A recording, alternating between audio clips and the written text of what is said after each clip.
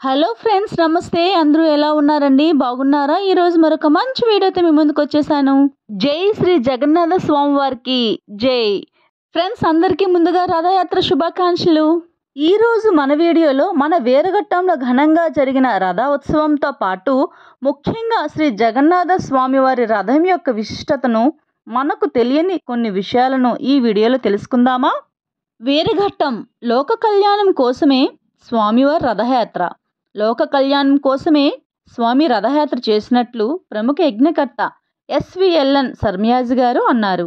వీరఘట్టం పట్టణంలో ఆదివారం ప్రారంభమైన జగన్నాథ స్వామివారి రథయాత్ర సాయంత్రం 5 గంటలకు మందిరపు వీధి నుండి బయలుదేరి ప్రధాన రహదారి గుండా రథయాత్ర చేసి కాలేజ్ జంక్షన్లో ఉన్న గుడి మందిరానికి సుమారు రాత్రి 8 గంటల సమయంలో స్వామివారు చేరుకున్నారు.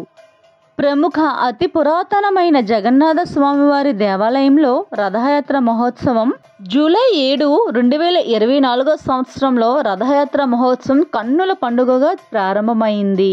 ఇక్కడ వీడియోలో మీరు చూడవచ్చు. సుభద్ర బలభద్ర సమేత శ్రీ జగన్నాథ స్వామివారిని ప్రత్యేక అలంకరణలతో అలంకరించి ప్రత్యేక రథములో రథయాత్ర జరిపారు. ఆలయం నుండి వేద పండితులు వేద మంత్రాలతో ఘనంగా ఊరేగింపు జరిపారు. ఈ ఉత్సవంలో అధిక సంఖ్యలో భక్తులు పాల్గొన్నారు. మన భారతదేశం సుసంపన్నమైన ఆధ్యాత్మిక కథలతో నిండిన ఒక అద్భుతమైన దేశం.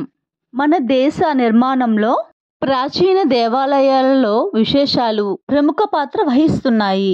ఈ రోజు ప్రధానంగా శ్రీ జగన్నాథ స్వామివారి కథలో కొన్ని విశేషాలు తెలుసుకుందామా?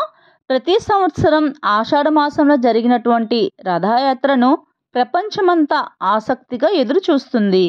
రథయాత్ర ఎప్పుడు చేయాలి, ఎలా చేయాలి అనే విషయాలను సాక్షాత్ విష్ణుమూర్తి స్వయంగా ఇంద్రభీమ్ల మహారాజుతో చెప్పారని పురాణాలు చెబుతున్నాయి. ప్రతి ఆలయంలోనూ రథం స్థిరంగా ఉంటుంది. ఉత్సవాల సమయాల్లో ఆ రథాన్ని ఉపయోగిస్తారు. కానీ పూరి జగన్నాథుని తీరే వేరు. జగన్నాథుని రథయాత్రలో అన్ని వింతలు విచిత్రాలే. రథయాత్రకు సరిగ్గా 60 రోజులకు ముందు వైశాఖ బహుళ విధియనాడు రథ నిర్మాణానికి కావలసిన కల్పను సేకరించవలసినదిగా పూరి మహారాజు ఆదేశాలను జారీ చేస్తారంట. సామంతరాజు అయిన దేశపల్లరాజు నేతృత్వంలో వృక్షాలను సేకరించిన బ్రాహ్మణులు దైత నాయకులు వాటికి తగిన శాంతులు చేసి 1072 ముక్కలుగా ఖండించి పూరికి తీసుకువస్తారంట. అలా తీసుకువచ్చిన వృక్షపు ముక్కలతో అక్షయ తృతీయ నాడు రథ నిర్మాణాన్ని ప్రారంభిస్తారు. అత్యంత కఠినమైన నియమనిష్ఠులతో రథ నిర్మాణం జరుగుతుంది. 456 అడుగుల ఎత్తులతో జగన్నాథుని రథాన్ని తయారు చేస్తారు. విద్యుత్ దీపాలంకరణలతో దేదీప్యమానంగా గుడి మొత్తం వెలిగిపోతుంది. జ్యేష్ఠ పూర్ణిమ నాడు పూరి జగన్నాథ స్వామివారికి పున్నమి స్నానం. పూరి జగన్నాథుని ఆలయంలో మూల విరాట్కు నిత్యం అభిషేకాలు ఉండవు. అయితే ప్రతిరోజు దర్పణ స్నానం నిర్వహిస్తారు. అంటే మూల విరాట్కు ఎదురుగా ఒక పెద్ద అద్దాన్ని ఉంచి అందులో కనిపించే ప్రతిబింబానికి అభిషేకం చేస్తారంట. జ్యేష్ఠ శుద్ధ పౌర్ణమి రోజున ఏడాదికి ఒకసారి మూల విరాట్తో పాటు బలభద్రుడు సుభద్రులకు కూడా అభిషేకం చేస్తారు. అభిషేకం పూర్తయిన తర్వాత 3 దేవతామూర్తులను ఆలయ ప్రాంగణంలో చీకటి మందిరంలో ఉంచుతారు. ఈ కార్యక్రమాన్ని చక్ర ప్రతిష్ఠ అంటారు.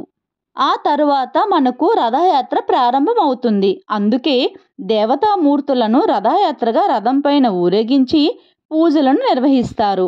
ఫ్రెండ్స్, ఇదేనండి నేను తెలుసుకున్న కొన్ని విషయాలను మీకు షేర్ చేశాను. ఫస్ట్ టైం మన ఛానల్ చూసినట్లయితే ప్లీజ్ సబ్స్క్రైబ్ చేసుకోండి.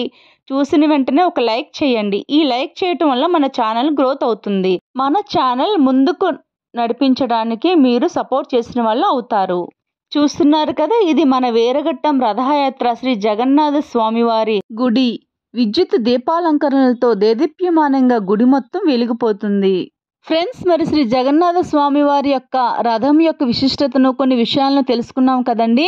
ఇప్పుడు మన అందరం కూడా గుడిలో ఉన్న శ్రీ జగన్నాథ స్వామి వారిని దర్శించుకుందామా?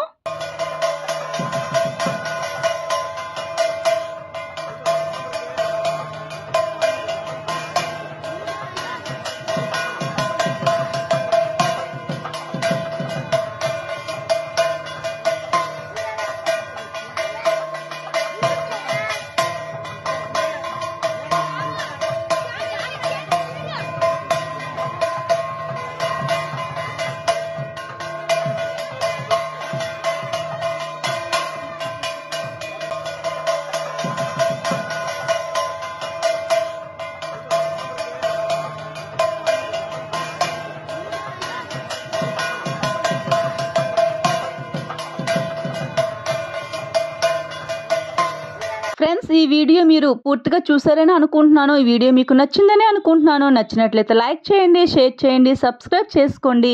మరిన్ని మంచి మంచి వీడియోస్తో మీ ముందుకు వస్తామండి. నమస్తే, బాయ్.